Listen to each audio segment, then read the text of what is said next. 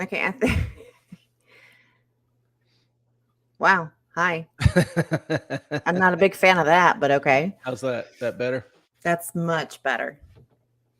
Sorry about that. Good evening, everyone. Put my boot back. There you go. Sorry. Hi. Good to see you. For those on the replay crew, good to not see you, but have you a little later. And we love replay crew. Later. What are you talking about? Very much so. Very much so. Appreciate y'all's comments and all. How the hell is everybody? Been a hell of a week, an interesting week. Markets not so much. World a little bit different, but we'll talk about that a little bit later. Yeah, slow down. JP, good to see you. Who's here? What's everybody drinking? What's going on? Sorry, I'm having some wardrobe issues here. Brentwood Chic. I got it right this time. Thank you. Lurking for a little bit, taking care of some business. Well, that's quite all right. I can name that tune in one note. Taking care of business every day. Sorry. I'm the worst singer ever. She's been singing all evening. Oh, really? Just in an obnoxiously good mood. What's wrong with that? And anonymous. Oh. How you doing, Anonymous? Good to see you. Anonymous, you and I still got to talk. Don't forget that.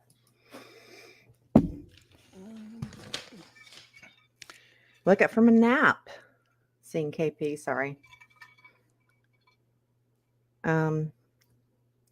It'll get there. Hang on. It's weird because we're on like a 5-second delay with you guys, but your chats are right on time. It makes it a little bit weird. Or your chats. Okay, I'm watching two screens.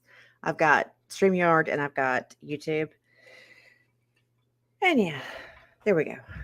There it shows up. I'm sorry. I'm retarded tonight. Yeah, and I'm the one that usually takes all the heat for the technical malfunctions. But let it be known, I am not the only one. No, you're not. I see Tallulah running around in the background. Assume they have their little bones and just chewing away happily. And actually, Chunk stole them both. So Tallulah is now very, very sad right there behind me. While Chunk has 2 chews. She's just going to have to learn to man up. She's just too sweet. You know? She is sweet. I'll give her that. I will give her that. Mm-hmm. Why is your hair all mucked up? Sorry. She's probably going, I need a bath. She does. Loves baths. No, she doesn't. But she will swim. She will swim when she has no other choice. With me. She will swim. Well, no, she'll go into the ocean with me to try to protect me. No, you don't protect me. All you do is just swim after me. But you're good about it. I know. I give you that. You're a good girl. Is it hot and humid where you are? It's pretty thick here today. The humidity is just blown up. We've had a fair amount of rains, and today the sun is out baking everything, so the humidity's just soared through the roof. And I mean, it's funny. The other day it was 70 degrees. Now it's 90 and humid as hell. Okay, and again, Moffat on Money is Toots. She has joined us again. So it is very confusing to go between 2 different platforms and try to text and figure out where you are. So anyone who texts from this platform, StreamYard, will show up as Clay. It could be me, could be Clay, could be Toots. You just never know. We like to keep you guessing. Yeah, there's Toots jumping back in. Hopefully she can get her technical issues figured out. Yeah, you know, sometimes I think Ellen and Toots are just go to some links to make me feel better about the technical issues. We probably did. But then again,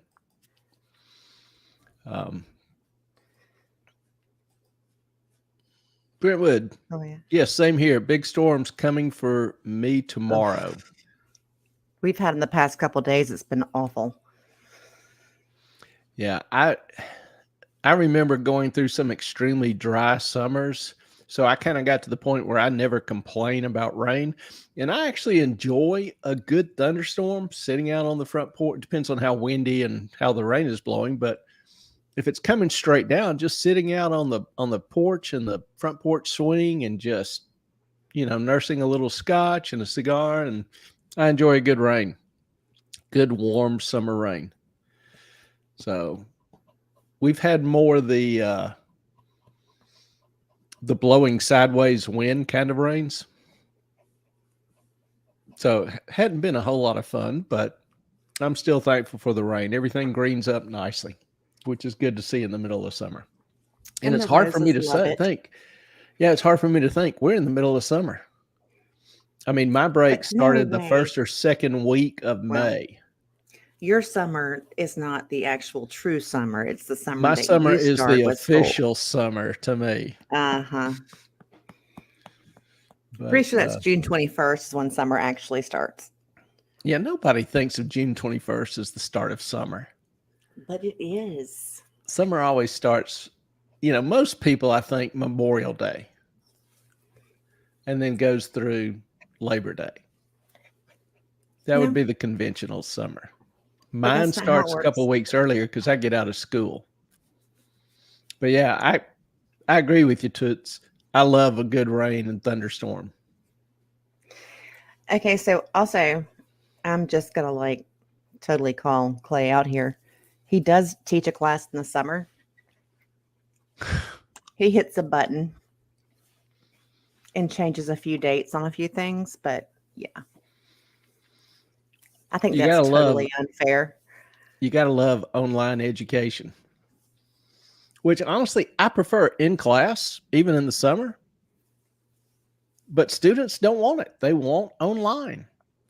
I mean, obviously, there's a few reasons why. They get to do it from anywhere. They get to do it, go to the beach and hang out in the mornings. When I used to have summer classes in person, I mean, people would come to class in their bathing suits.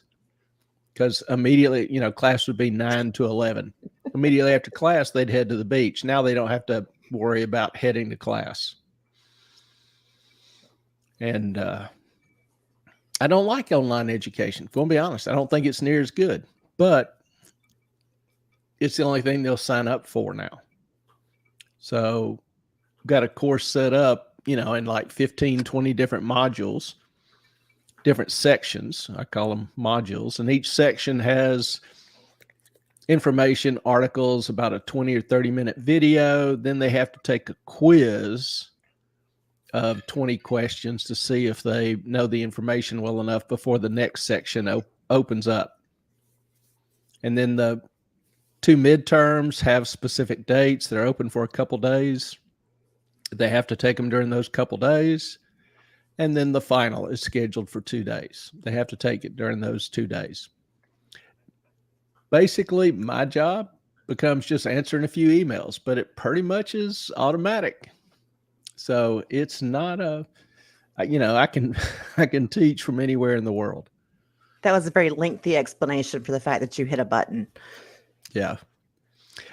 And we have a discussion board. So if they have some questions or discussions, I'll enter in that. So I still have some interaction with the kids, but that's all right. So, that's online. All right. So Brentwood Chic, honey, the swirly winds scare me though. Have you been through a hurricane? Because they are tons of fun. Florence was just a ball. Normally if we have a hurricane hurricanes have ratings, Cat 1 through 5. Cat 5 would be the most serious. And you have winds. Is it in excess of 180? I forget the specific delineations for all of them. Up to 170 is 4. I can't remember 3, 2, 1 because they're not that important around here. But if we have a Cat 3, just stay home. You're homebound for, a day or two while it passes over and you have all the heavy rains. It's like a real severe thunderstorm nonstop for 24 hours. So, and the winds are bad in the front part, but when the back part hits you, that's when you get like super duper winds, but less rain. Yeah, the hurricanes, the winds are counter cyclical, counterclockwise. I'll get it right in a minute. I was like, what? Okay. And you've got the center, the eye of the hurricane. So if the eye of the hurricane hits south from here, say 50 miles, we catch the full force of that wind driving the ocean up on the beach, up on land, storm surge. And that's our real risk here, is that, high tide. And then if you have a Cat 4, Cat 5 hurricane, you have a 20, 25 foot storm surge. It'll just sweep everything right off the island. That's our big risk. We're about 20, 25 feet above sea level. So for a Cat 3, Cat 2, it's really not much of a risk. My house is built like a bunker. And it's actually built to withstand through a Cat 4. Even the glass is hardened. Now, that really doesn't take into account that stuff is flying through the air. And if you get a stick or a pine cone. That's why we hate neighbors. When our neighbors leave stuff out, like their, I don't know, patio furniture. Yeah, but you get a pine cone traveling at 150 miles an hour, it'll go through a window. And so that's really kind of the big risk. But other than that, Cat 3 is normally not a big deal. Yeah, and Brentwood Chic, wherever Jim Cantori is, usually on the East Coast, it's not where the hurricane's going. Somehow he just either seems to get above or below. Am I wrong, Clay?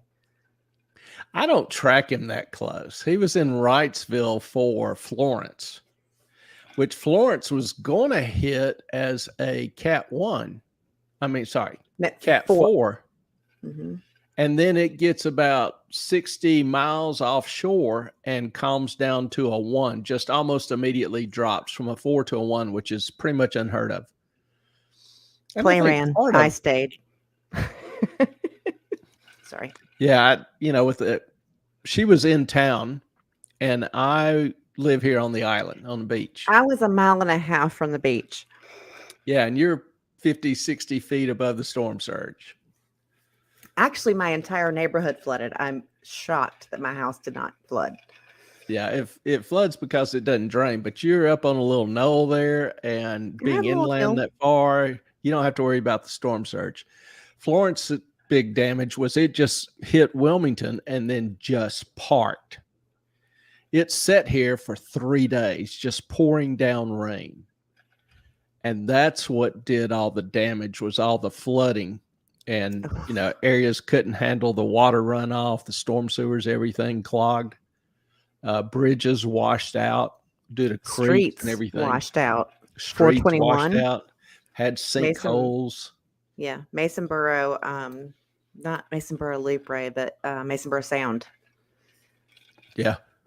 Right. To give you an idea, I went down to Atlanta to stay with my daughter for a couple of days. And the evening that the storm finished, I decided to go ahead and come back because I wanted to beat the rush. And normally it's a 6-hour drive. It took me like 18 hours. And I literally had to do a circuit around backwoods, eastern North Carolina, to find a road that was still open that would I'm offended. Get me to Wilmington. I mean, I went through backwoods Carolina. Everything, like even the governor was saying there is a way to Wilmington, but we're not going to tell you what it is because then everyone will take that road. Yeah, there was one way into Wilmington. That was it. And all the ways from the area I was coming in were shut. So I had to basically go through back roads, make it to the north of state and then come down the one northern road that was still open. Is it 17? I missed, Is 17. it 17? Yeah, 421 I know was completely shut down. 40 was 421, underwater. 74, 76, the interstate 40. I-40 was under 4 feet of water. Mm-hmm.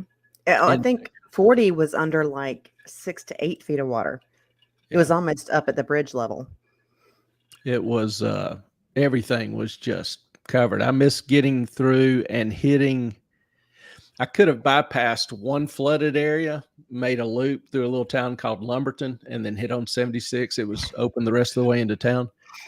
But I was literally driving down the block, and a police car pulled in front of the car ahead of me and shut the road down. So I missed it literally by 15 seconds, 20 seconds.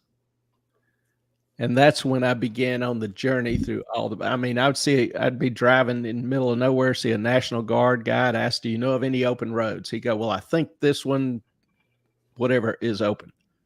So I'd go try it. Nope. Go down it. Nope. Have to do a U-turn, come back, try another road, see a cop or National Guardsman, ask them. Did that for 18 hours. I almost ran out of gas too, because everybody's power was out.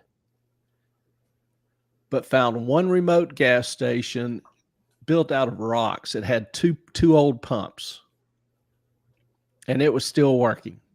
So when I was on fumes, literally, it was like a little miracle finding this station.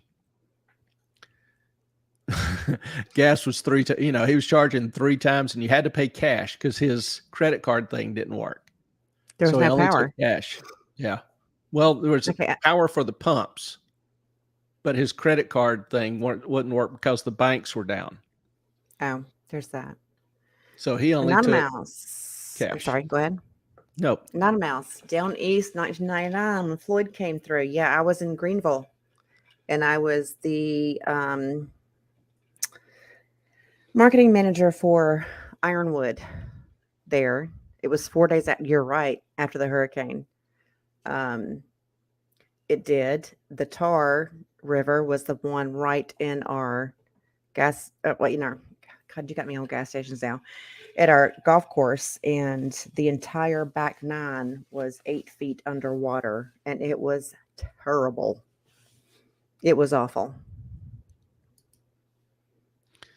Yeah, I kind of laughed at North Carolinians calling themselves the Tar Heel State, because I'm thinking of like a little pool of black ooze, old black tar.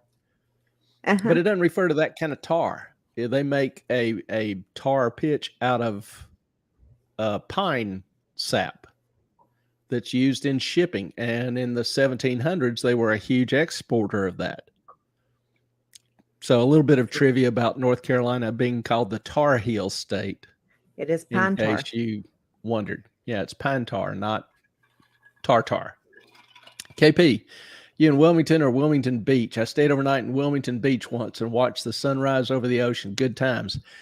We are in what is the old Wilmington Beach. Are we? It's now called Carolina Beach. I have never heard of Wilmington Beach ever. Yeah. You're not from here. Wait a minute. You don't get they do label it on the maps as Wilmington Beach, but there's never been such a thing. I don't know why. The old name for it.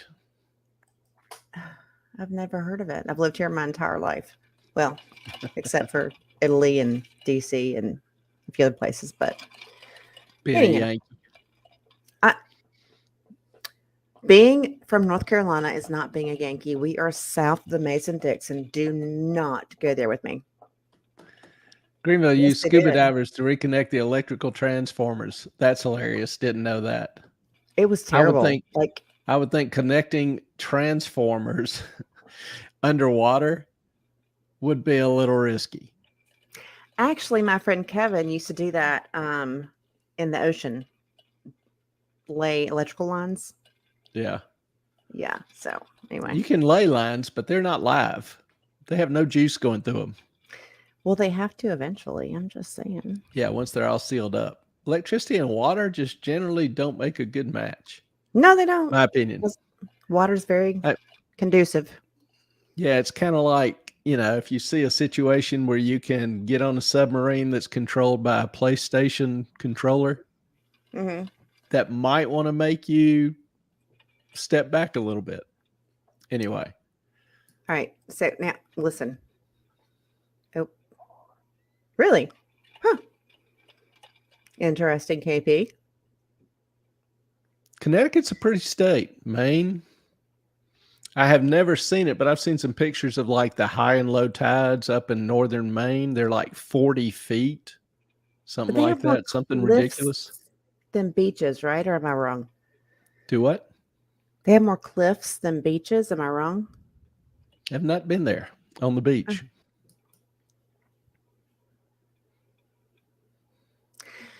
Wilmington has a very interesting history. So you know what?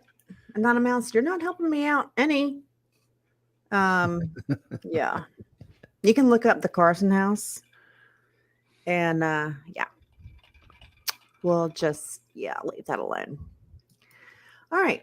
Truffle Hound. It's so good evening, Truffle Hound. Good to see you. North Carolina is a beautiful spot. I enjoyed my time on the Outer Banks and up in the mountains. Lovely place. It does have great variety. It really does. It is.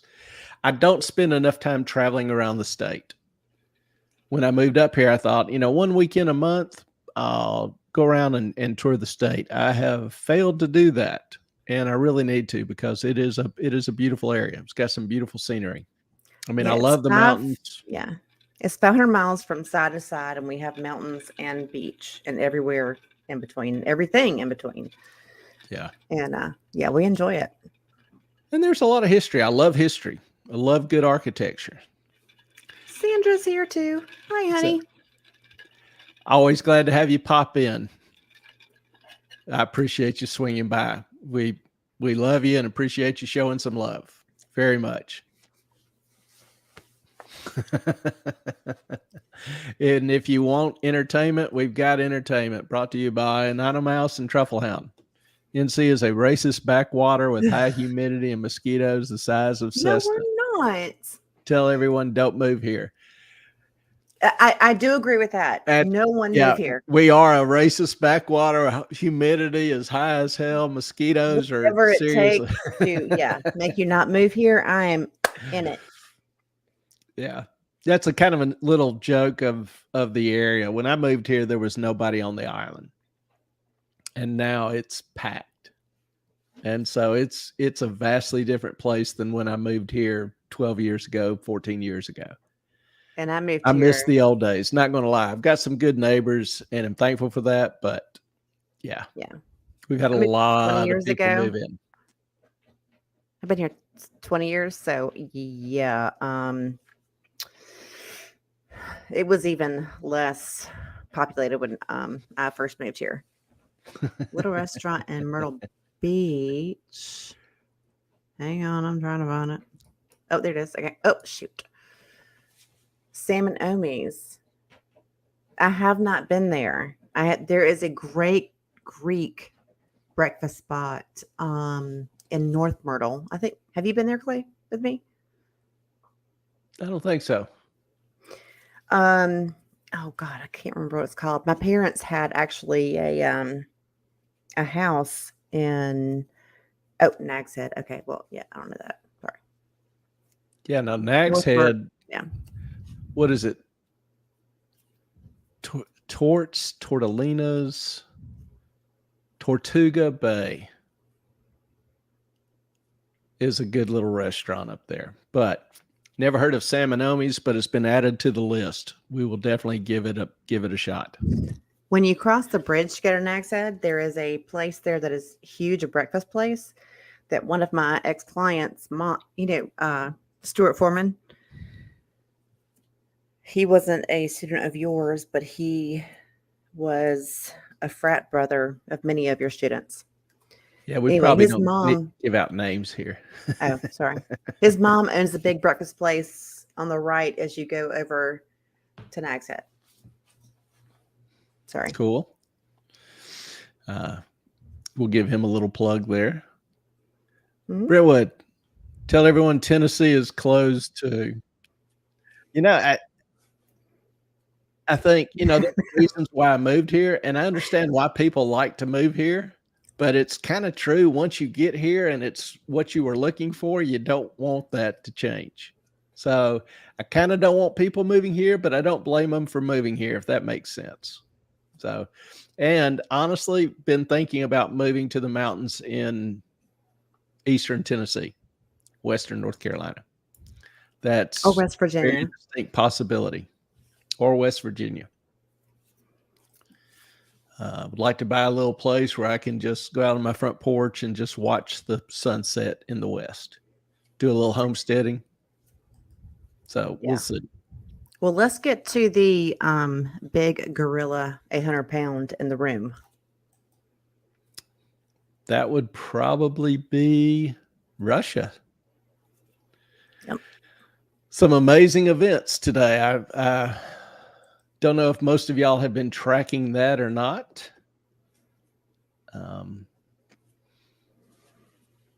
Saw where and don't know how familiar people are with some of the personalities. There is a private mercenary army named Wagner Group that is headed by a guy by the name of I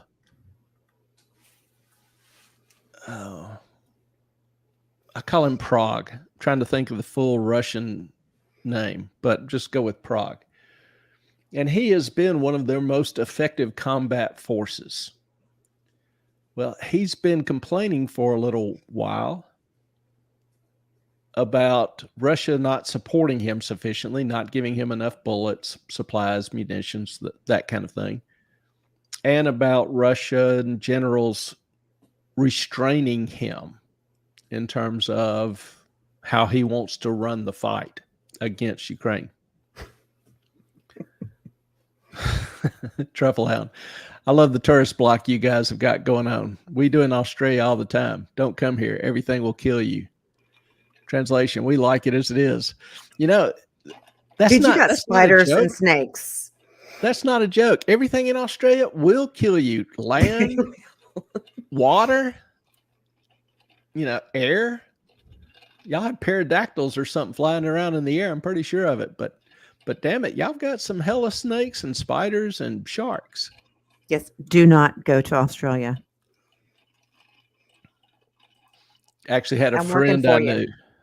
Yeah, I actually had a friend I knew who got married. She was a oboist in the symphony and got married and moved to Sydney, joined their symphony. And never been there. One of the few continents I have not been to, it in Antarctica. But hold the area in high regard. Y'all have done extremely well for a bunch of ex-cons and felons. That's like Georgia here. I mean, come on. Georgia wasn't started as a penal colony. Yes, it was. We sent a lot of the colonies. We sent all the criminals to Georgia. To Georgia, yeah. Yeah. And then in the Civil War, they ran Andersonville, which was a huge POW camp. I don't think many people stuck around after that, but it's just a little history lesson. Just a rambling. Can you move to the mountains and still be regarded as a halfback if you aren't from the north? Good question. But I hope to be remote enough to where that's not a problem. Now this one, I have no idea how to respond. If you have a problem with it, Anonymous, try penicillin. Oh wait, we're out of that. Sorry. People think she's kidding. No. Pfizer is also one of the main manufacturers of antibiotics, penicillin and bacticillin and amoxicillin, and they have stated that their supplies will run out in a couple months. So that's kind of interesting. Don't know if you have kids or whatever, but you might want to keep that in mind. Either look for alternatives or maybe try to stock up a little. Don't know. Ellen with the trivia. We got to give her props. I know a couple things. Andersonville is in South Carolina. Just north of Georgia.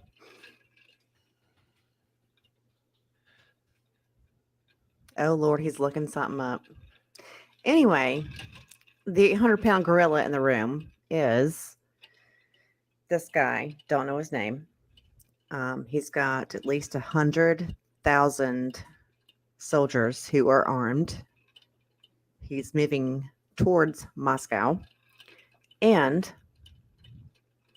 a lot of the troops are putting down their weapons and they are taking up with this dude who is what Clay says was somewhat Adolf H. Man like.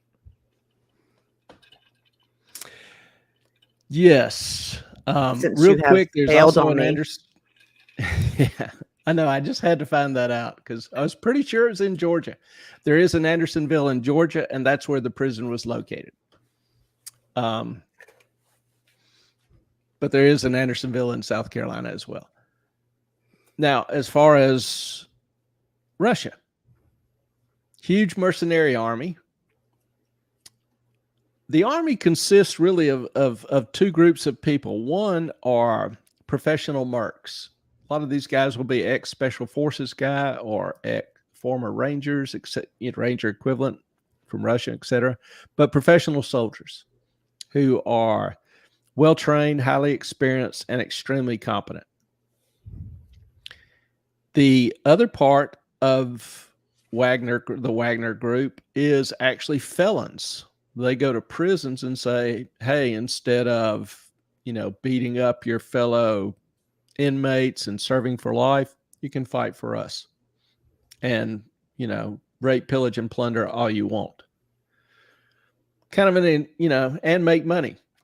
So kind of an enticing deal to convicts. So that's really the two main groups of the compositions of the army. But it's a good fighting force. Russia has used them repeatedly in Mali, in Africa, in Syria, and now in Ukraine. Putin has used them repeatedly. So instead of using Russian troops, he can send these proxy troops to do their dirty work. Kind of a nice little thing. The debate or struggle between him and some of the Russian generals has been ongoing for several weeks or a month. And then there was some rumor that Putin had decided to, what do you call it when a government takes over a private enterprise? It's the opposite of privatization. I can't think of the word, but decided to take over Wagner and make them regular Russian troops, which obviously wouldn't be terribly exciting to a lot of them because they get paid a whole lot less. And it's not as adventuresome. So Prague decided to move north and to, in his words, initially replace the Russian generals, the two main Russian generals, Yermosov and I forget the other one's name. Sigoliev. Anyway. So he takes 25,000 of his troops, start marching north. He encounters some Russian, some Chechen military, paramilitary units. They actually lay down their arms and join him. So momentum's growing. He pushes northward relatively easy, takes over Rostov and a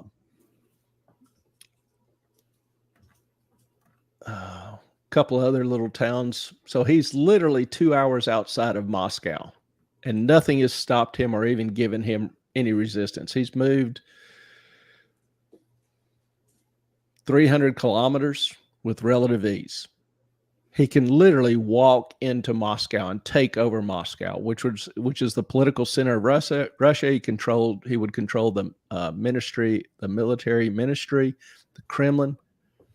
Putin and all the leaders fled. It looked like this guy had a cakewalk to taking over Russia.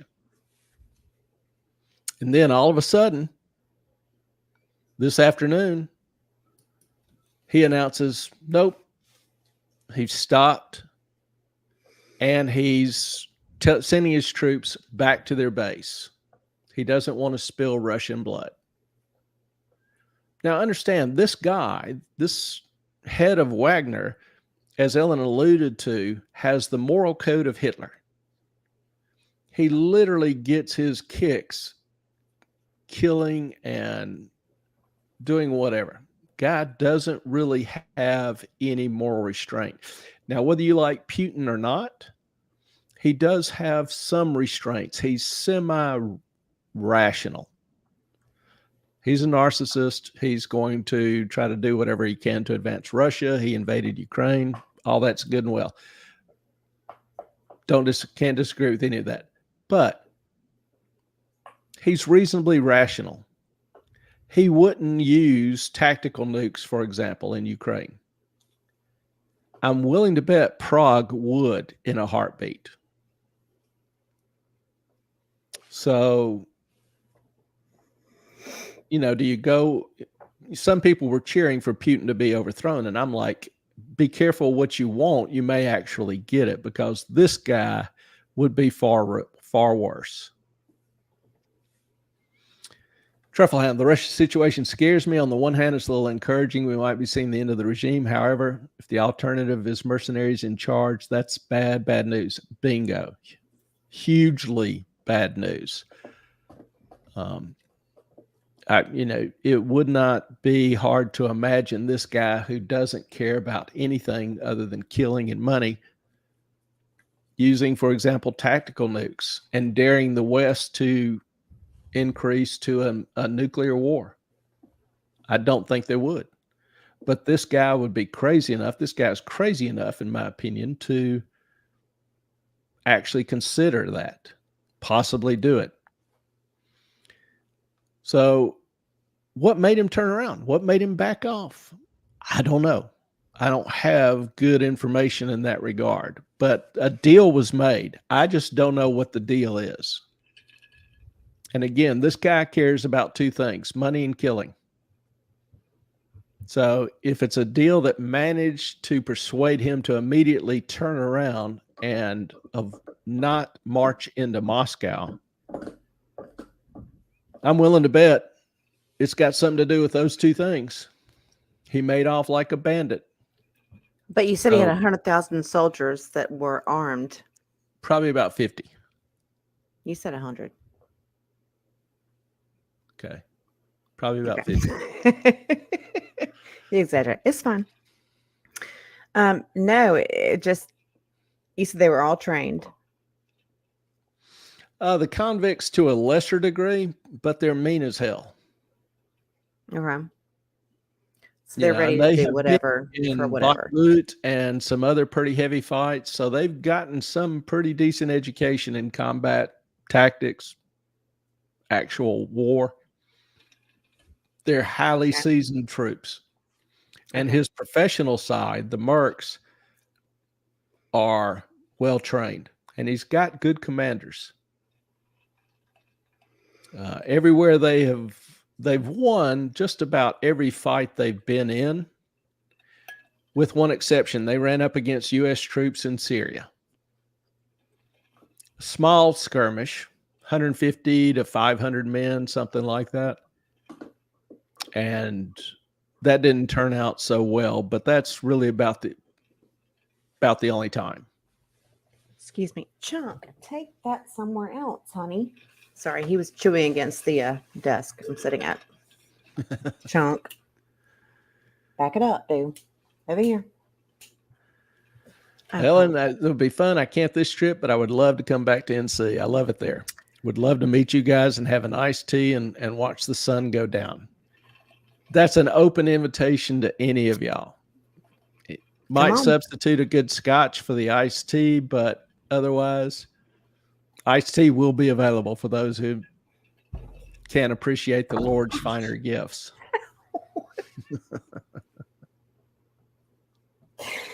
Put down to get Tallulah and I hit my head. Come on, little girl. Here we go. But would love to have you.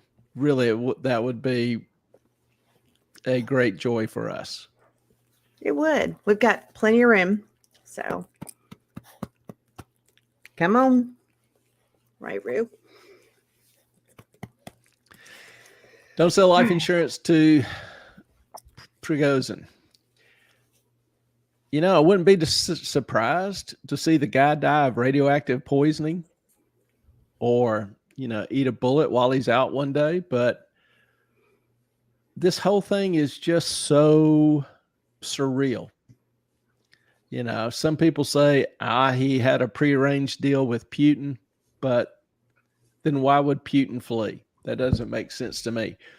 Some people say, it's a CIA run op, which also doesn't make sense to me, though. There are some genuinely, let's just say, interesting people in the CIA. Well, they've also said that if, Trump were in office, it would be worse. Now, no one likes Trump. No one. Because he's an asshole. But I'd rather have him now than Biden.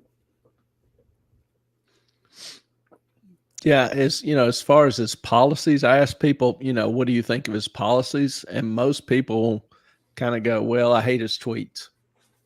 And rightfully so. The guy's kind of a narcissist, a little thin-skinned. He's not a great personality. But comparing things between the 4 years and the 3 years we've had lately, there's some differences there. Brentwood, so sweet of you two. Now, I'd really seriously mean it. It would be our pleasure. If any of y'all, head this way, please let us know. We would love to meet. I'm sorry. Email us at moffatauntmoney@gmail.com. And a good example of the absolute genetic superiority of our followers. KP, I appreciate the Lord's finer gifts. Yeah, he truly has been very kind, very gracious. Obviously, I'm a huge Scotch fan. I actually talk about it probably more than I drink it because what I drink is relatively expensive. But and then Tallulah doing her thing. I'm getting licked. Putin is very paranoid. Probably even a little bit more paranoid. And, reports I heard months ago is that he had cancer. He might be terminal. That might be part of the deal, is that his time is limited. I just don't know. I don't have good information. But what would make Prague just do a complete 180 on a moment's notice and be happy about it? I don't know. A lot of his troops are not happy. And KP, you better. Yeah. Here's KP's. I definitely will. We are going to hold you to that. Mm-hmm.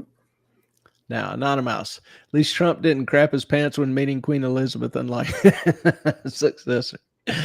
Yes, I know. A high bar there. Yeah, we're, I still remember Biden getting off the plane and approaching the journalist and saying, I shit my pants. He was proud of it. That's our president. That's yay. We're so proud. You can laugh or cry, so we might as well laugh. Oh, good Lord. Yeah. I will remember some good scotch if I visit. We've got plenty. KP, we have so much scotch. Do not. Every time he has a graduating class or, the end of a class, every one of his students brings a bottle of scotch. So we have more scotch than he can ever drink. So just come on over and please help us drink the scotch. Anonymous. I don't blame him. If I make it to 80, I plan on crapping my pants too. See, that's where we're different, Anonymous. I'm going to try to hold out to 90. I feel like I need to earn that right and privilege a little bit more. Is that like the Saturday Night Live skit where "Oops, I crap my pants"? That one I don't remember. Really? No. I guess you're too old for that SNL skit. I don't know. Oh, I remember Land Shark. Yeah, I watched it when, it first came out, when it had Aykroyd and Belushi. Mm-hmm. And Chevy Chase. Yep. Had I can see her face, can't think of her name. Which one? There's a million. Dark hair, really frizzy hair. Oh, shit. I know who you're talking about. I just can't name her. I watched it back I bet Anonymous knows. Gilda. Yeah. Gilda Radner. Right? Yep. That's it. Yeah, back when it actually had talent and was funny. The second group with Eddie Murphy and all was funny too. But after that, it started going downhill.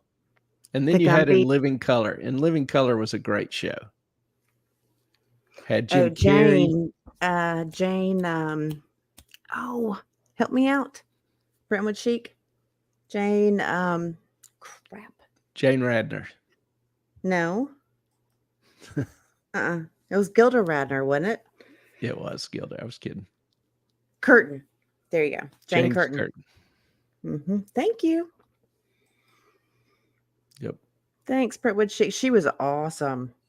Hey, Bingle Pack. Oh. I'm so glad you're here. Thank you. Good to see everyone. Garrett Morris and Lorraine Newman. Yep.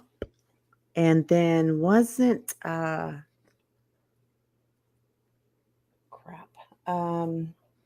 what's the little short guy with the funny hair that Martin Short? And then he was great. Landshark, Joe Piscopo, Chevy Chase, Eddie Murphy. Yeah, they are really good. I mean, speaking of comedy, because I have to bring this up. If you guys have never watched Matt Rife, Mattrife, he is freaking hilarious. He's been doing this since he was 15 years old. He's now 27. Clay and I both, I think. Can I speak for you? Sure. Clay? You've never hesitated before. Highly recommend him.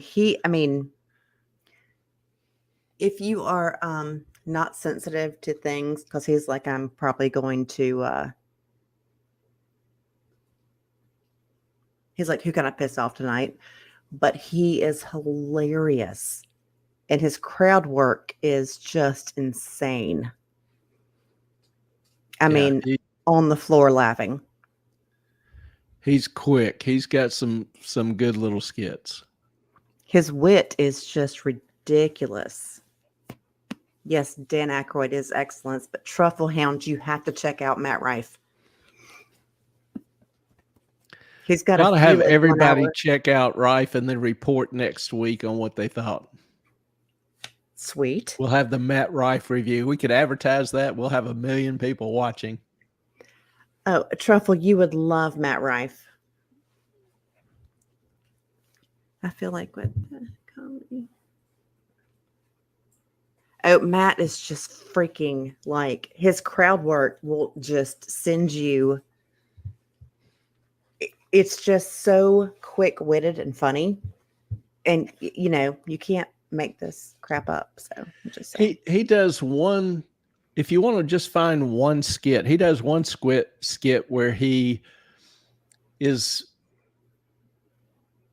hitting on a mom, and then she hands him her phone, shows him pictures of her daughter, and then he starts kind of hitting on the daughter too. Which is it's really well done. the interaction between him and the audience is outstanding. So if you want to start off and Google something, Google that one. That's not even the best one. Like I think it's his best one. I don't think so.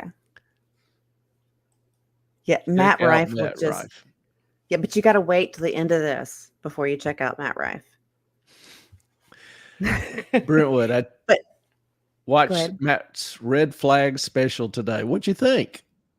Do we have a rating? I did not get a chance to watch that, but I saw it. It's all crowd work.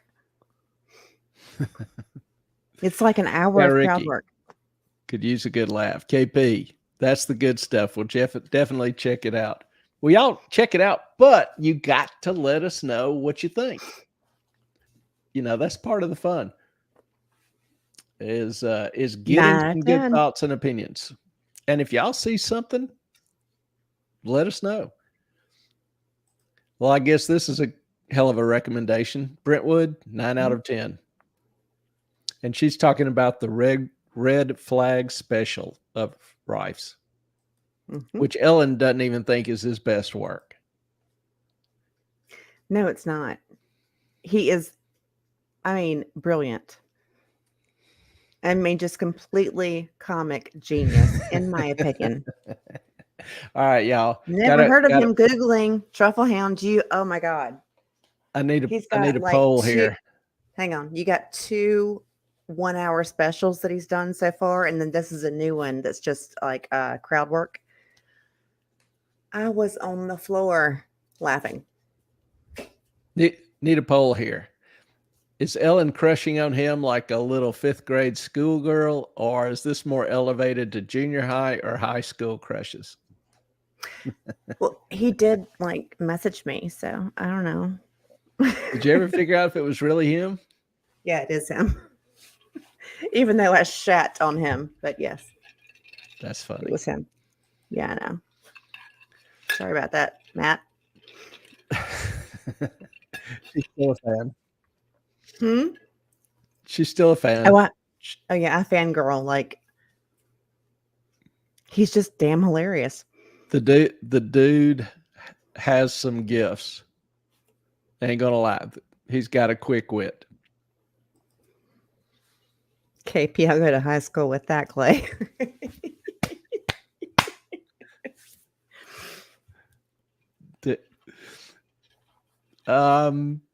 Brentwood, I'll just let that one go there. What's that? Matt does like older women. Oh. We're not and together. Then you've got KP going with high school. I'm kind of middle or high school leaning here.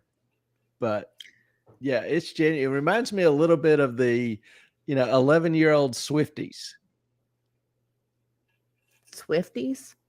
Yeah, Taylor Swift fans. Oh, never heard of that. Start dressing like her and get all excited and everything. Well, I'm not dressing like Matt Rife. I promise you that.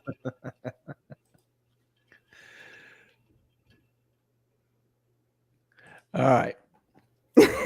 It's a little uncomfortable now. All right, move on.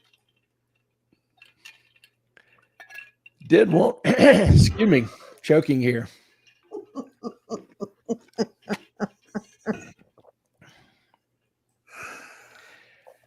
Did want to kind of ask you, speaking of polls and opinions, did kind of want to ask you, we're thinking about doing something a little different, and we'll do a little taste of it tonight, I guess. We've thought about maybe having a Tuesday night show that's really just kind of questions and answers. Ellen has gone through and, she's on a few different things, and Reddit is one of them. And she sees people asking questions, and she thinks, some of these questions might be good material to cover during a kind of an open question and answer session. So we thought we'd, take a few of the questions and just try covering them tonight, see what you think, and then see, if you think Tuesday nights would be a good avenue to handle just really questions and open discussion. KP, you're sweet. Thank you very much. We love you, KP. So to kick this off, We got one other recommendation here. Truffle Hound, Scottish comedian Daniel Sloss. Very quick, very intelligent. If you like Scottish humor, this is your man. Dude, we're both mostly Scottish. So, yeah. I think we'll look him up. I've heard of him from somewhere. I have not, but I will look him up and try it. We'll write down the name just in case. Please do. Oh, hey, Sandra. Back again. Love you, girl. Thank you, Sandra. All right, so let's start off with a couple of questions, and these are just random. Haven't really, necessarily previewed them or thought of responses. This is just really kind of an open format. Now, can everyone see that, I guess? Title says, I funnel most of my money into my retirement account via index funds. However, when I get older, Asian generations say the house rentals are always best investment, probably because they're not tech savvy and don't know how to invest in stocks. Or they say having a business is always a better option as the cash flow is more enormous and you can write off taxes and certain stuff. Thoughts? Time for us to shift money from retirement to these other investments. How do you balance between saving money for retirement versus house versus business? With the business being, I think, rental houses. Now, giving suggestions in finance is always iffy because a couple things. We use pretty extensive math in finance, but I still consider it an art. If it was just formulas, a computer could do it quicker than a human. So even though we purport to use a lot of math and analytical techniques, et cetera, it is still an art.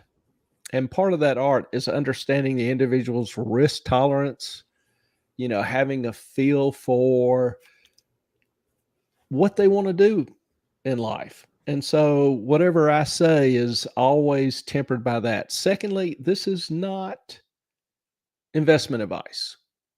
Okay? I'm not advising anyone specifically. I'm just giving general thoughts. So having qualified that, in this particular situation, the way I read the question is he's asking, should he invest in stocks or pay off his house or do more rental property? Now, I can't specifically say that rental houses are better or worse than stocks. It depends on the location and the time, the stocks, etc. I'm going to put together a video of beginning investing, how not to buy stocks. It's actually probably going to be the title. Because for most individuals, trying to pick out individual stocks is ridiculous. It's a bad idea.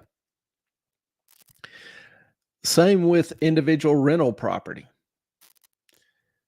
The key to successful rental property is obviously location. Now, if I look at different categories of rental property, for example, low-income housing, you may have a 20% return on it, cash on cash. However, there's risk. The tenants oftentimes don't take good care of the property. You've got to go into questionable areas to maintain. Sometimes you have to collect. There's a reason why the returns generally are a little higher.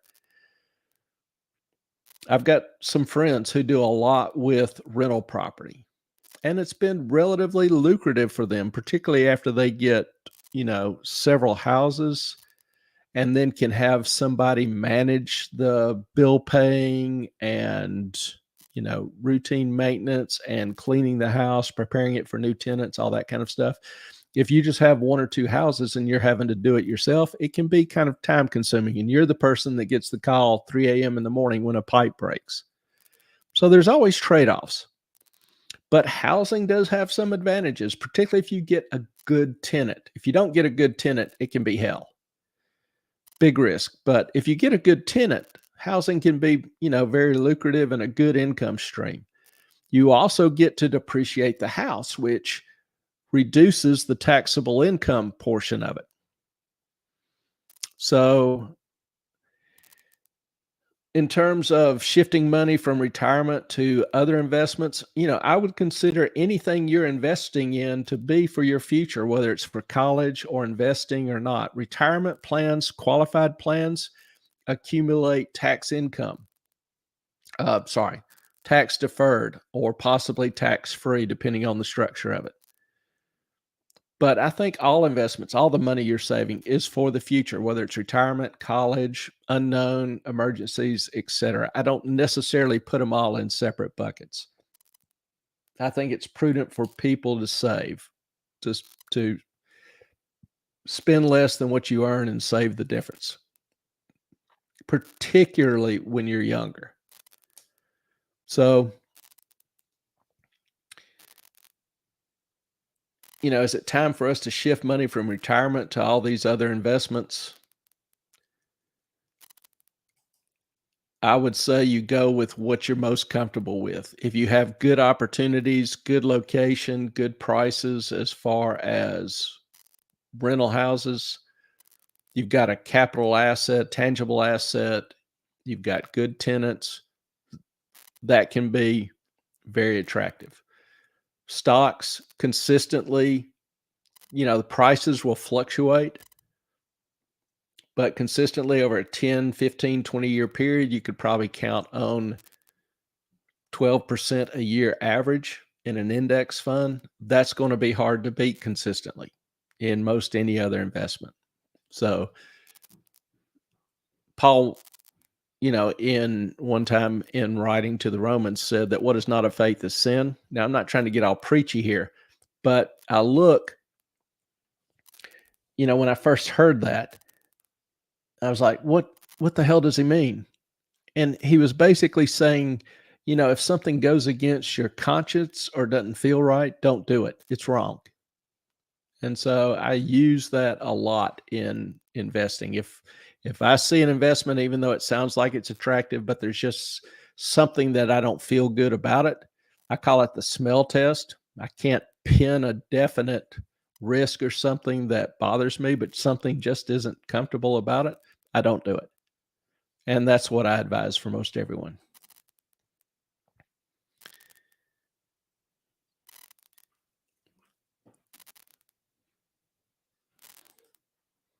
Anonymous, low-income rentals versus middle income. Repairs cost the same, painting, roofing, whether they are paying $1,200 a month or $500. Don't even think about third-party pay. Section 8. Section 8 is where the government pays the rent, and there's there's certain difficulties associated with that in terms of getting signed up and how well the property will be taken care of or maintained. You got to keep in mind, if you've got a tenant that's pretty rough on your property, you could, I've known renters who, when a tenant leaves, have to spend $50,000 repairing the property. That hurts. So got to be careful. And again, this is not financial advice. Please consult a financial advisor for specific questions. And know your financial advisor. We've talked about that before. You want to know how they're paid, where they get their income from. A lot of them will get their income based on selling you certain investments or products. Nothing wrong, illegal, or immoral about that, but you should understand the nature of their compensation and be able to evaluate their recommendations based on that.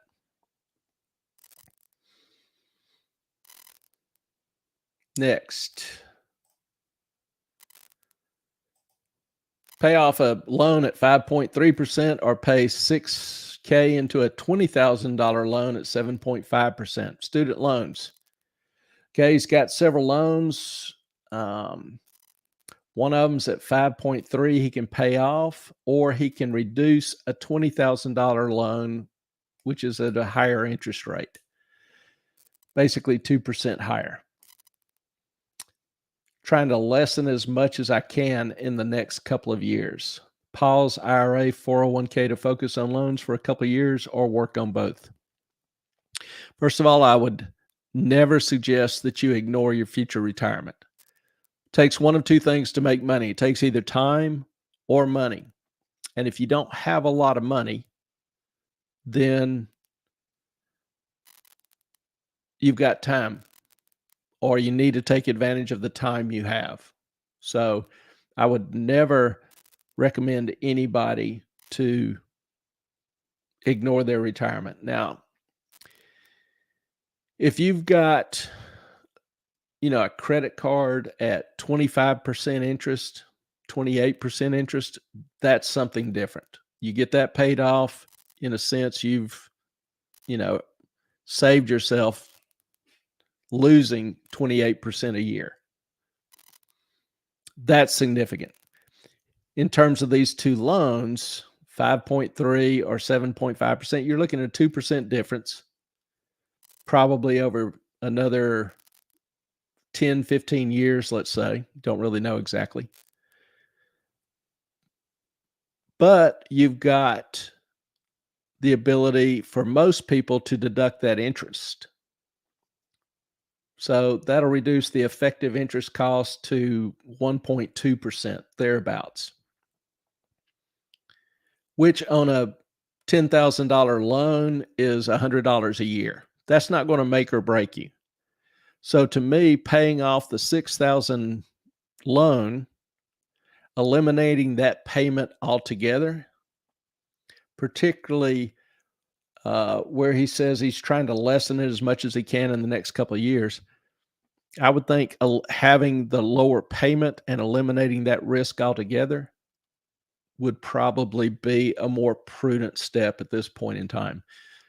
Keep funding your retirement, and then once you have the reduction in payment, you can direct that money toward paying off the larger loans sooner if you want, or increase your savings. Either one. But in this case, I would probably rather terminate a payment than just I reduce principal balance either way. That's a win.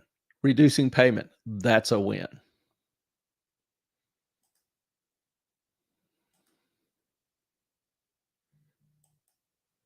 I'm $44,000 in credit card debt.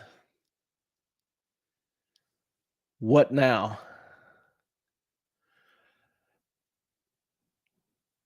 44K in the hole. Stupidity, irresponsible spending put me here, spread across 4 different cards. I earn $99K a year. Do I snowball, avalanche, debt management program like Green Path, debt consolation? Any help or advice is appreciated.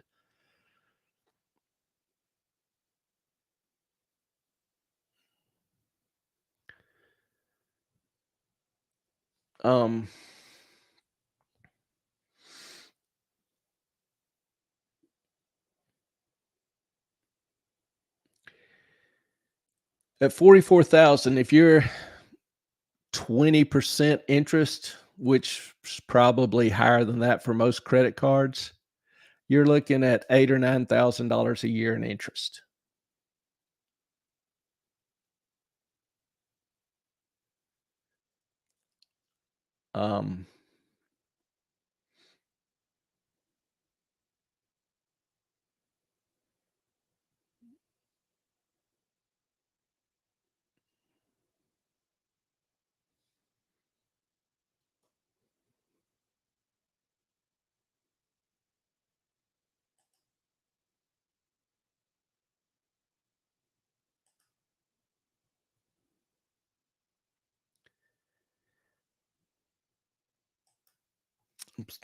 Sorry for that. Just had a issue with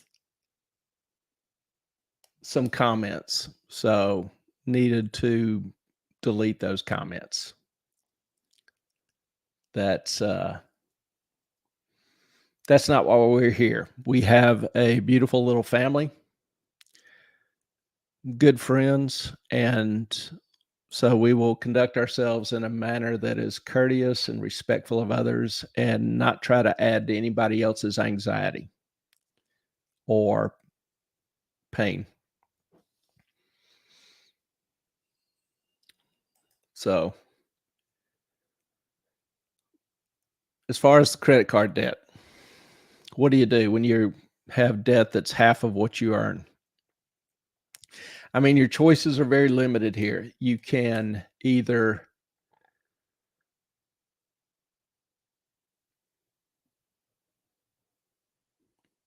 set up a payment plan. Basically, you can call the credit card companies and say, hey, I've dug myself in a hole. I need to try to, do something to pay this. They'll probably stop or put a cancel on any further spending on the card, which is the first step. First step is in stopping the damage. Quit increasing the damage. And some people have difficulty with spending. So I'm not, mocking that or minimizing that in any way. It can be a serious problem for people. Then get on a payment plan and work on reducing the debt. I mean, you're going to have a house payment as far as paying off your credit cards in your lifetime, 10 years or whatever. You're looking at, easily $500 a month, $600 a month for 10 years. So the other option obviously would be bankruptcy.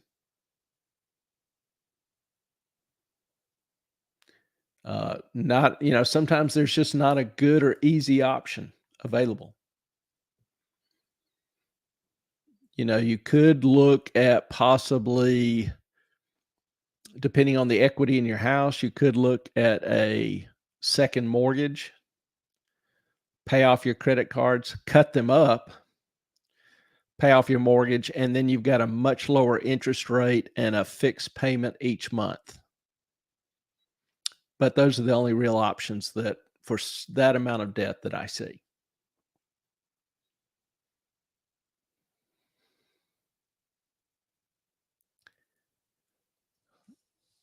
Truffle out. You okay?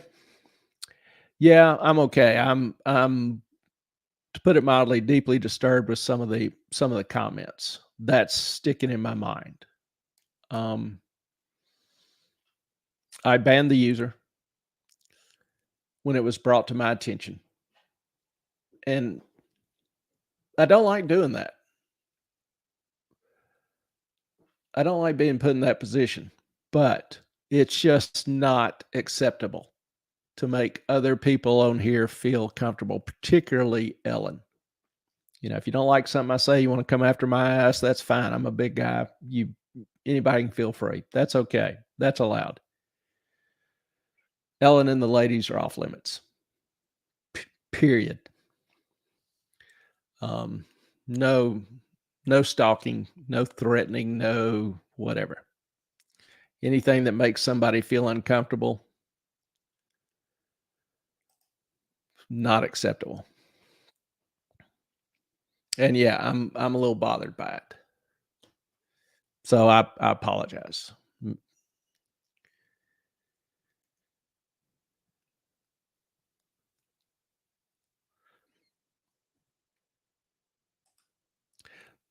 So, one more question.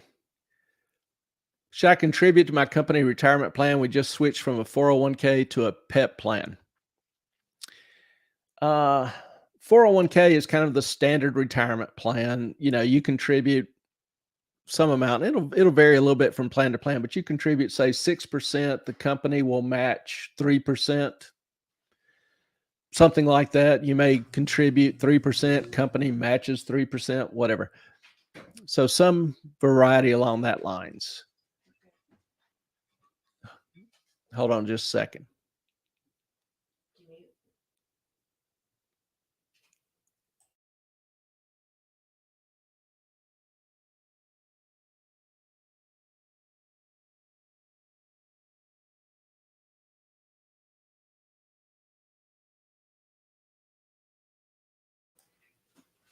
Sorry, Ellen just stuck her head in. Apparently the individual has also been reported to YouTube. So,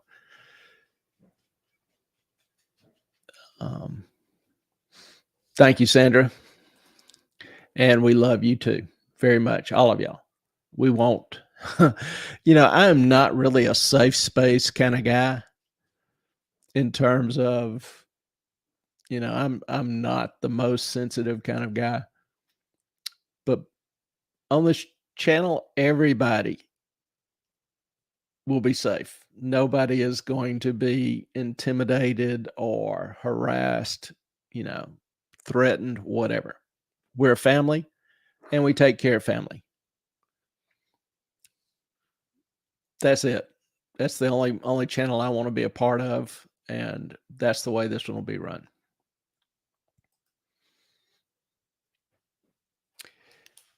Back to the 401k and PEP.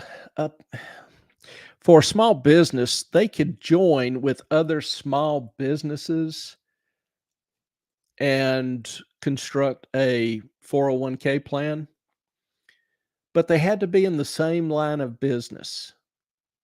If they were construction firms, they had to join with other construction firms, etc. Well, PEP is a provision in a 2019 law, and it has a fancy name. I forget the exact law, but it's a provision that allows companies to join in qualified plans, 401ks, with any other company. They don't have to be in the same line of business. So it's kind of a behind the scenes thing for most people. They're not really aware of whether it's, a company run 401k or a joint function. But this person is saying something about he's got a pooled retirement plan, joined with other companies, came out 2-3 years ago. And this looks like there are more fees associated with the PEP plan than the old 401k. Don't really know what he's talking about. It shouldn't be any more fees. There might be some shift in the investment managers or the trustee fees associated with running the plan. I really don't know. Don't have enough information. But the PEP organization or association shouldn't in and of itself generate any additional fees. So I just need more information to answer this kind of plan, but I hope that helps. Ellen is back with us. Welcome back. You were missed. Hey, well, yeah, that was kind of tough, but thank you everyone who did all the things that made all this a lot easier. This needs to be a safe place for all of us. Yeah, some things we just don't need to engage in. No. All right. Now we're supposed to cover subprime a little bit. So let's move on to subprime. Now we talked last week about the subprime crisis.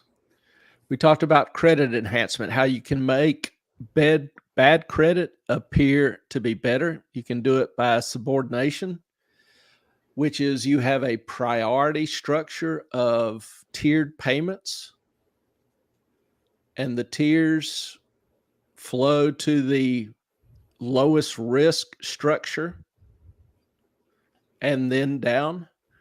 You've got over collateralization, which is just demanding a lower loan percentage or a higher percentage of collateral for a loan. And then excess spread is charging a premium on the rate or an upfront fee to issue the loan, which supposedly helps to reduce the risk. Can I say something real quick? Yeah.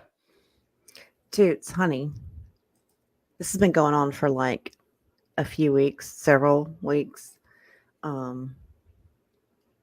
It's not, you didn't know this happened before you were ever on the channel or you did nothing wrong. What, as Sandra said, like it's just been a thing, and it's been weird, but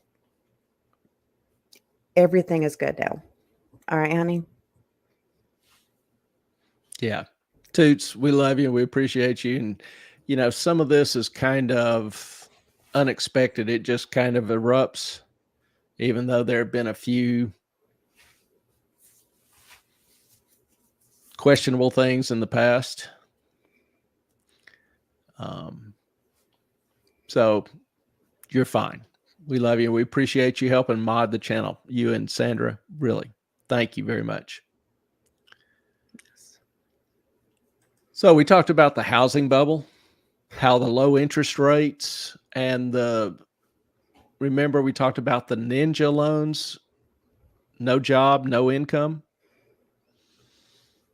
Well, that free money obviously helped increase demand for houses. You can get a loan at 2%, adjustable, 2.5%, 3% fixed. You know, people were buying more house than what they needed, or people who, for example, were renting properties instead of buying 2 or 3 houses to rent, they would buy 10 because the rates were so much cheaper. And with what you could get on rent, it was a lucrative opportunity. Housing prices were increasing rapidly every year, far above the rate of inflation. We showed that chart differential. And so it was a lucrative market. Housing was a lucrative market for years. And we also looked at, you know, potential causes of that. I'm gonna the interrupt change you in the again. CRA. Sure. I think I'm out for tonight. I'm gonna let you handle this. Is that okay? Okay. Yeah, sure. Sorry, guys.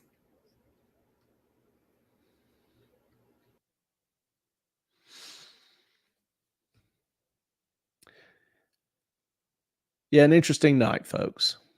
And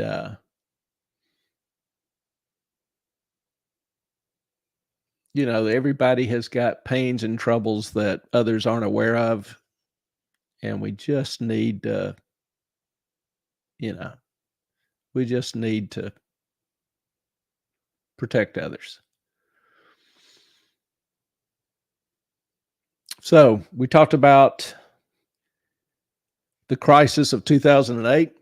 And I mentioned that there were 4 factors that really led to it. The first factor was the change in government regulations that encouraged these kind of ninja loans, no income, no job loans. And then the change in the law also gave only 3 rating agencies the power to rate investment grade securities: Moody's, Fitch, S&P, which created an oligopoly. And oligopolies tend to cooperate rather than compete.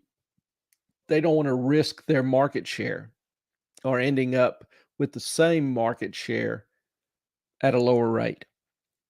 So they just say, hey, we want to compete. We will agree on certain basic things. And the one thing that all 3 companies, rating agencies, agreed on was that evaluating a worst case scenario was that housing prices, the worst case scenario for them was that housing prices would appreciate only 2% per year, would appreciate 2% per year. That was their worst case scenario. So if you owned housing, rental property or investment property, commercial property, it still was going to increase every year. Theoretically, your rents would increase every year. So that risk scenario is a whole lot different than if housing prices drop 10, 20%, if renters start defaulting on their rent, can't make rent payments, etc. So those 2 factors, kind of 1A, 1 and 1A, were big contributors to setting up, laying the groundwork for what ended up being the subprime crisis. And if you want to know how that change in regulation, you know, affected Fannie Mae and Freddie Mac, well, this chart gives a good idea. It shows the share of outstanding mortgages by year. And you can see in 90, 91, 92, Fannie Mae, Freddie Mac, own 25 to 35% of the mortgages. Okay. Well, starting about 95, 96, you start seeing that, continue to increase upward and increase at even higher, faster rates till they got to nearly 46, 47% of all outstanding mortgages. This is not just new issuance. This is all mortgages, which is an enormous percentage of mortgages. Subprime mortgages, and I wish this went back before 94, but you see subprimes down below 5%. And then after the change to CRA, you see the rates increase to 12 to 15%. Now the break in the graphs is because you have two different data collection agencies. You have the Federal Reserve Bank, and then you have the JCHS, Joint Center for Housing Studies at Harvard. So the Fed quit collecting data in around 2003. Harvard started shortly before then. So you see the juxtaposition of the two different graphs. But you can tell the issuance of subprimes growing up to 20% of all mortgages. So just imagine an economy where 20% of the loans are made to people who can't afford to pay them back. Not exactly what you want to see in terms of groundwork for a strong, vibrant, resilient economy. This particular graph looks at different types of mortgages: subprimes, Alt-A, home equity. And you can see all three experience rapid growth once the interest rates were slashed. Now remember, we had 9/11. The economy just ground to a halt.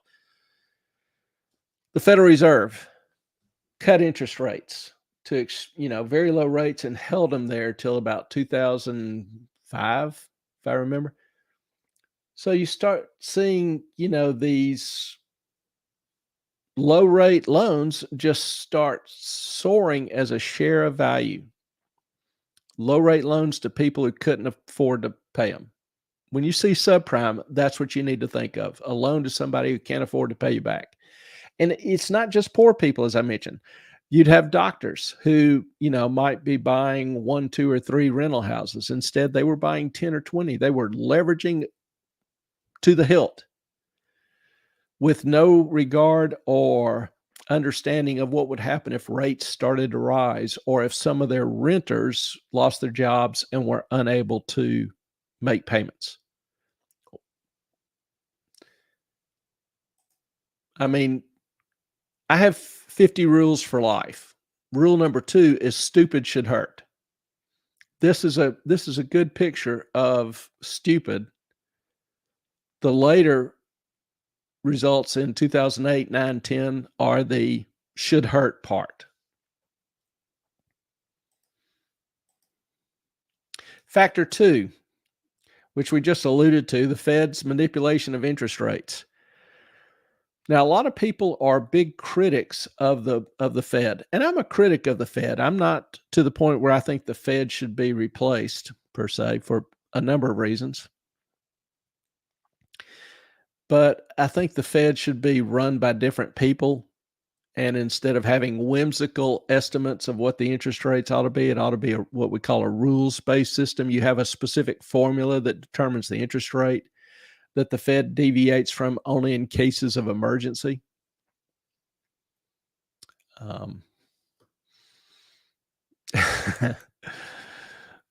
Trufflehound, Margot Robbie, and said subprime equals shit. The Big Short is one of my favorite films. It is bizarre that these loans were ever allowed. The Big Short is a good film. It's, 1, entertaining, and 2, it has some pretty good information. Now, a lot of it is Hollywood, which they don't have exactly what people were saying or thinking at the time. So a lot of that is imaginary, but it is a good perspective on the subprime crisis. There is one thing that I disagree with in Margot's opening statement, as impressive as it was, is that she talks about, or seems to imply, that derivatives were responsible for it.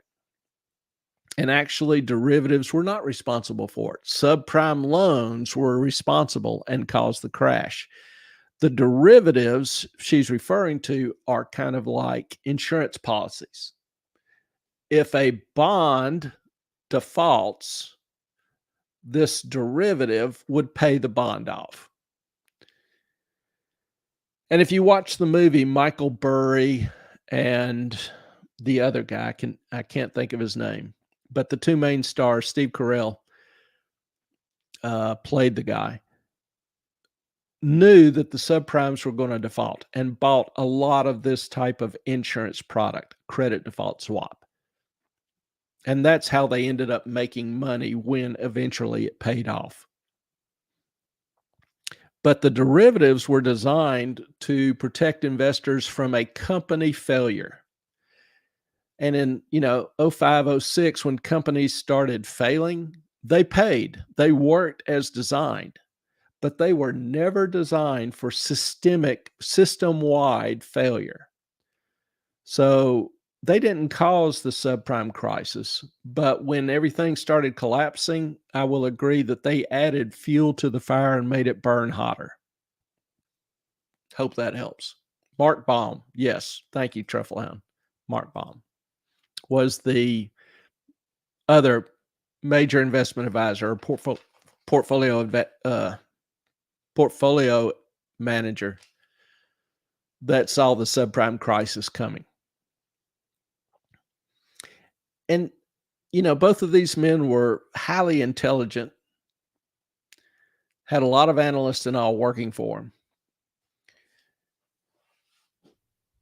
Now, Burry's just an interesting case, but particularly Baum was amazed at what he saw because it wasn't complicated. He saw people, like he talked to strippers who had 20 rental houses. That's insane. There were examples of people never making a payment, being able to refinance their house, pay off the prior loan in default, and then live off the difference until they were about to default on it and refinance it. So you see this kind of insanity going on. It doesn't take a genius to know that that system is fragile and is going to break and break severely. The key is you have to be paying attention. And that's part of what this channel is about, trying to give you better information to pay attention, help you pay attention to what's going on in the economy in the world.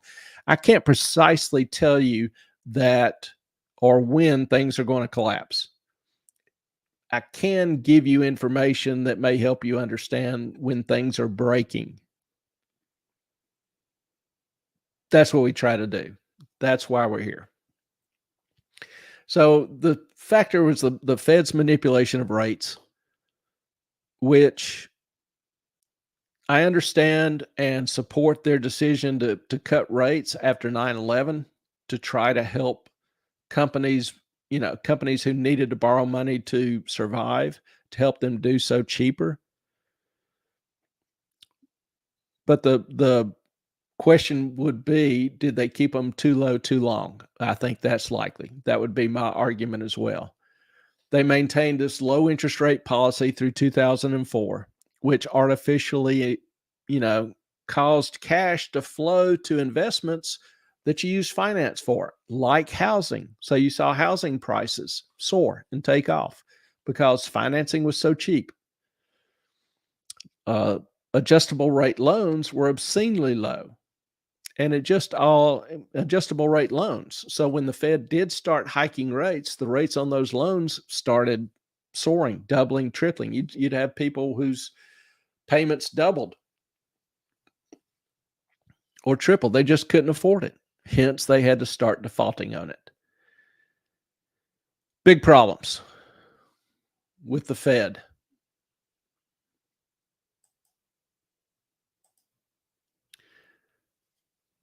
Short-term interest rates. Here's a graph of Fed funds and how it follows the short-term Treasury.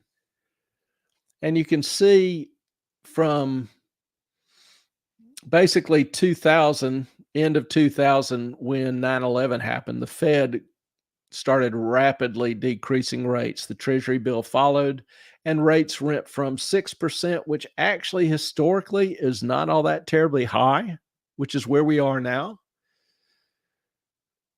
But they cut it from 6% down to 1%. And they held it there for quite a long time.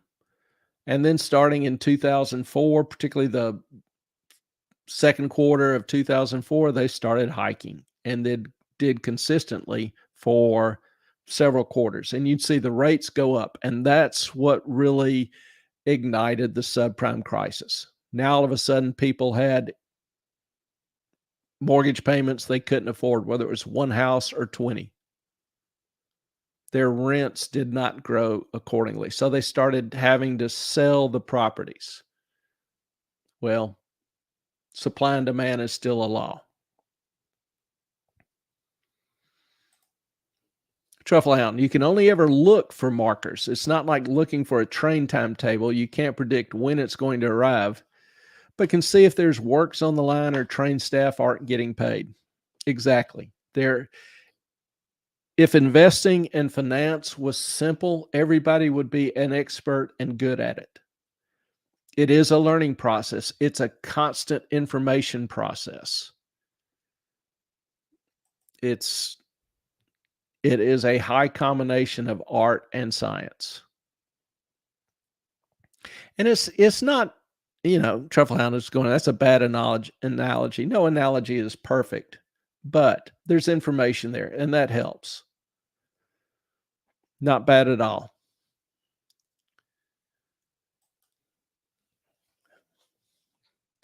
And then we've got, I believe that's Toots. My connection went out, but I'm back. Glad to have you back. Thank you. So you see the interest rates fall, remain terribly low or extremely low, and then you see them rise. 2008, 2007, 2008 hits, the default start. Well, the Fed starts dropping rates again. And they go to nearly zero. It's probably hard to see the tail end of that graph, but they go to nearly zero. And the Fed kept rates near zero up until 2018. So what do you think happened to housing prices during that period? Again, housing prices soared. You had COVID. You had all the stimulus money. You had interest rates dropped back down. What do you think happened to housing prices? Housing prices soared. A lot more people are using adjustable rate financing. Now that interest rates are going back up, you're seeing people who have adjustable rates, all of a sudden their payments are doubling or tripling because there are usually caps on rates. But for example, if they had a balloon note that matured in 2, 3, 4 years, 5 years, they had to refinance. They might have had the balloon note at 2.5%. Now they're looking at 6%. So with adjustable rates, normally there's a cap per year, somewhere around 2%. So if you had a 2% adjustable, it's now 4%. Next 6 months or next year, it goes to 6%. That's painful for a lot of people. The adjustable rate looked good and cheap at the time, but there's an upside risk to it. And people don't consider the risk enough nowadays.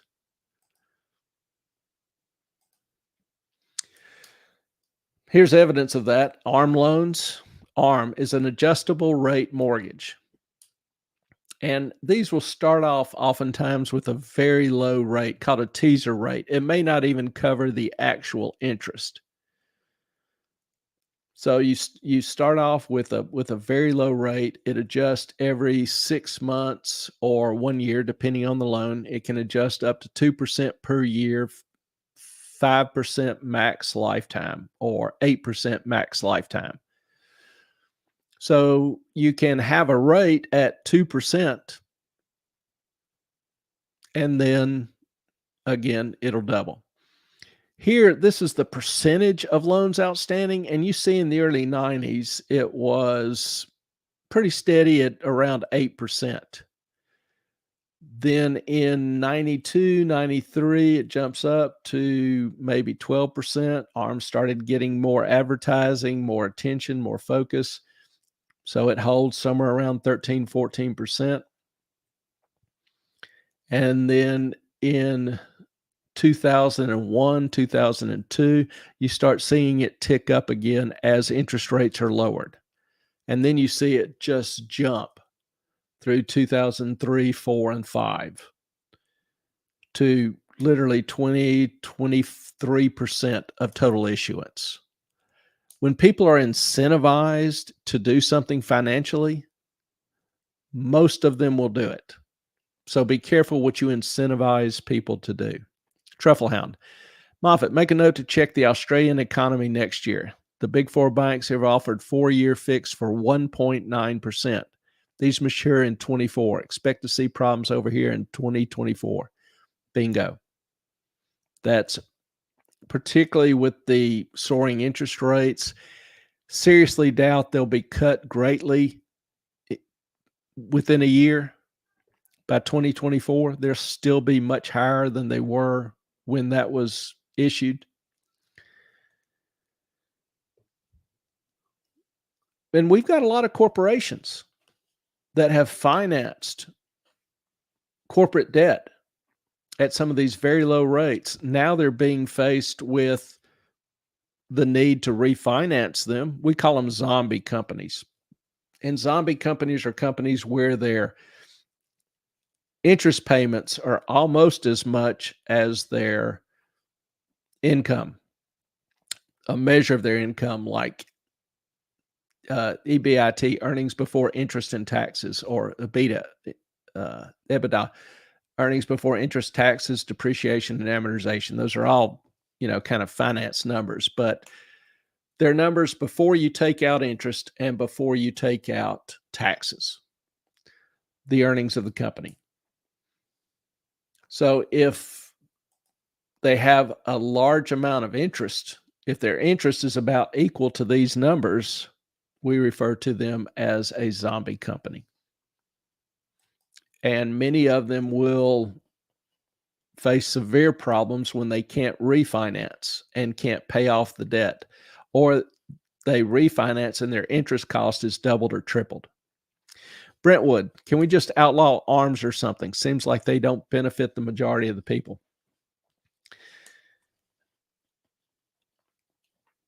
I'm always cautious about outlawing something. My problem or my suggestion would be more disclosure. Now, the government requires a disclosure statement, and I don't know if any of y'all have taken out a mortgage loan in the U.S. I'm not sure about Australia, but in the U.S. over the past, 5 or 10 years, but you get a stack of papers that's literally 2 inches high, filled with all sorts of disclosures. And they're disclosing things that you'll never see, need, or have no interest in. What you would have interest in is knowing that this loan you're taking out today can double or triple in a year or 2 years. That needs to be disclosed. People need to have information so that they can make reasonable decisions. And most people, or a lot of people that I've talked to with ARMS, are that, we saw some of these on the Reddit questions we were discussing earlier. People had no idea what they were getting into. Our schools do a very poor job of educating people on basic matters of finance and money management. So I think we need better information, more concise, direct information, and not bury it in 60 paragraphs of legalese.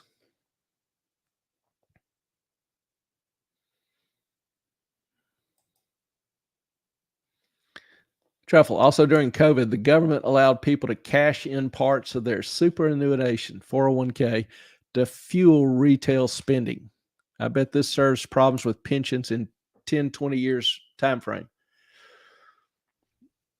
Again, people have no understanding of the time value of money.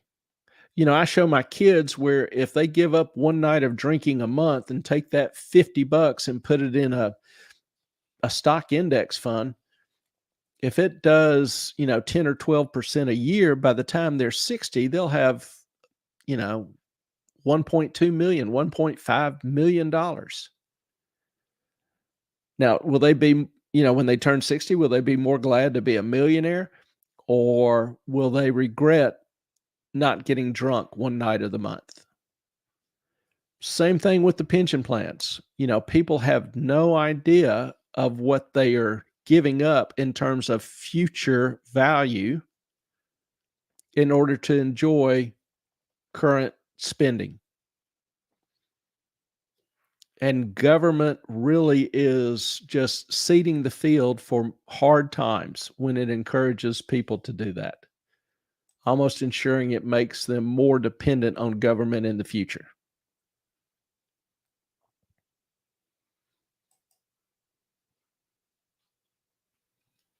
It is a recipe for disaster.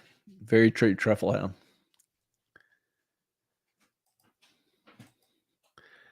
All right, third factor that causes problems that led to the subprime crisis. SEC rule change. And this is not an insignificant factor. I'm always big on how regulations impact people, that incentive kind of thing. Whatever you incentivize people to do, they generally will do. But the rule change led to increasing leverage, the use of increasing leverage by investment banks like Goldman, Morgan, UBS, Bank of America, Citibank, Chase, Wells Fargo, Wachovia. Leverage is borrowing money to make an investment. Normal leverage would be, if I'm buying a house, I contribute 80% of it. I contribute 20% of the purchase price of the house and borrow 80%. So leverage is 4-to-1. For every dollar I invest, I borrow $4. 4-to-1 leverage. Well, this SEC rule change actually allowed increased leverage. Could be leveraged by as much as 60-to-1 when you were talking about securities. For residential housing, the SEC allowed up to 25-to-1.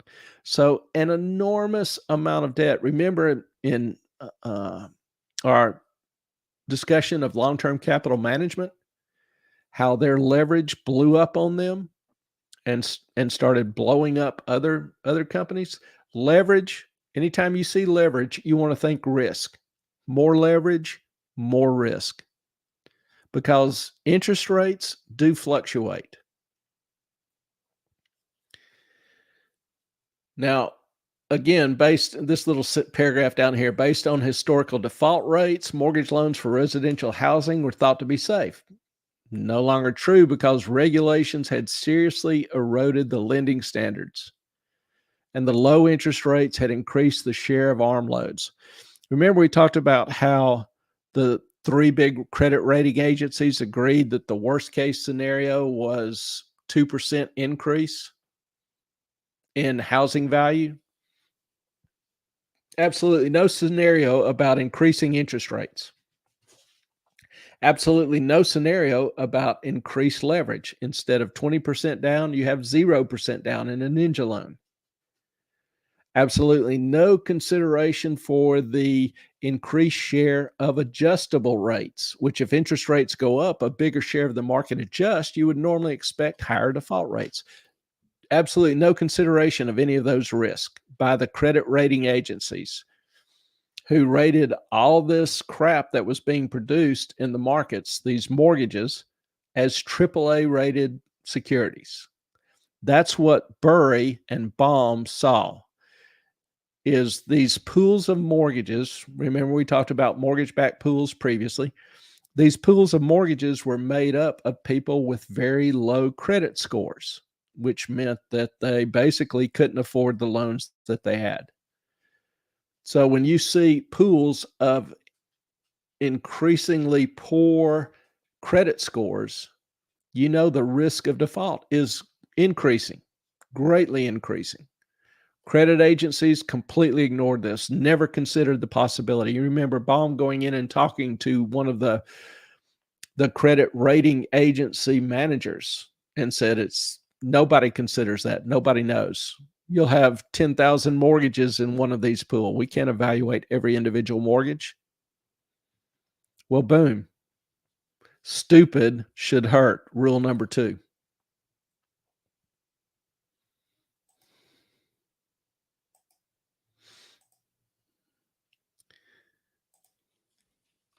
This is just a quick graph showing the leverage ratios of some of the major institutions. If you remember, Bear Stearns was one of the first to declare default. And when it was purchased, its leverage ratio was 33-1. For every dollar in equity it contributed, it borrowed $33. This was not unusual. Fannie Mae, when it went bankrupt, it was at nearly 67-1. Fannie Mae, 21. The average for brokers and hedge funds was 31. So huge leverage being used in the system. Huge leverage. That's risk. Remember, when you see increased leverage, see it as risk. That's risk. Risk in the system. Some other interesting trends also helped or, were preludes, indicators to impending doom, maybe I could say. Factor number 4, you saw the debt income ratio of households double since the mid 80s. Now, if you remember the 80s, economies started growing, markets started exploding. It was almost like the roaring 20s. Everything was just, going well. Poverty dropped, middle class grew, household income grew faster than inflation. So people felt safer spending on credit cards, which was kind of a new thing at the time as well. So credit card debt, home debt, people started buying more expensive homes, wanting more features. The home has soared, and it has. But think about the homes that people bought in the 40s and 50s. They were basically 3-bedroom, 1 bath, 1.5 bath, Cape Cod houses, maybe a little larger on some occasions for the average person. Now the average person wants a 4-bedroom, 3.5 bath with a basement. You got to have a nice fancy kitchen. You got to have all this trim. Need 2 air conditioners. You've got all these different requirements in houses now, which have contributed greatly. They have to be better insulated, better quality windows.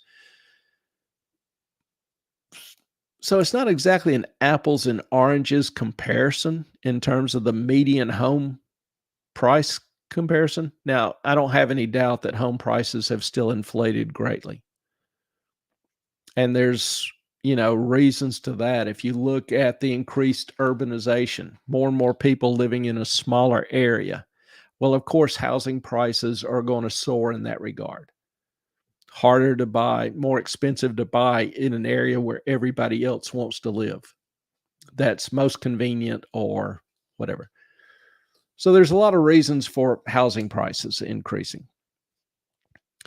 But a significant indicator or precursor to, crisis is when people start borrowing more. Debt is not inherently evil, but increased debt is increased risk. So always have to be careful with that, in that regard. And we saw debt to income ratio of households, which had generally been around 50%. But by 2007, it had grown to 135%. So nearly 2.5 times increase, an increase of 2.5 times in 30 years. That's significant. The interest paid on household debt also increased. So there's some other contributors there. Individuals own, I don't want to call it stupidity, but I'll call it stupidity because people just didn't think of the consequences of all this debt, heavy indebtedness. You know, we went from a society where debt was a necessary evil to where debt was enabled us to afford a better lifestyle. Brentwood Chick, stack of paper is crazy. Yes, talking about the home mortgage applications and how you get 2 inches worth of disclosures and statements and all that you can't read, can't understand if you do try to read it. It's full of legalese and numbers being thrown all over the place. You just can't convince me that most people are aware what they're actually signing and what's contained in all that. That's not a disclosure, in my opinion, if people don't understand. Trufflehound, we're in a situation where folks refinance their mortgages to 1.9%, spend up to $50K of their superannuation, and they're going to be up for a huge repayment next year. Yep. Pain is coming. And it's not, again, I can't give you an exact time frame. I can just try to point out that there's a whole lot of stupidity that's been going on for several years. And sooner or later, the piper will be paid. It's inevitable. I'm not trying to be a sayer or what anything. I am not a perpetual bear. I just see increased risk in the system and a system and investors that are wholly unaware of what has happened, what is going on. That more often than not is not a good situation. It's not a good formula for success going forward. There are times when you want to take risk, and there are times when you want to avoid risk. Risk on, risk off. I'm very much obviously risk off right now.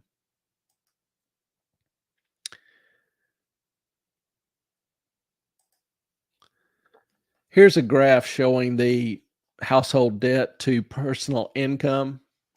And you can see in 53 to pretty much 85, it hovered around 40 to 60%, 62%. And then starting in about 85, 88, you started seeing it increase. Then in 2000, 2001, you see it going exponential with the extremely low interest rates. All this is a sign of people borrowing to live. And if you're having to borrow 130, 140% of what you make, you're probably actually living above your means. You're certainly taking a lot of risk to afford that lifestyle. And that's not an altogether insignificant risk.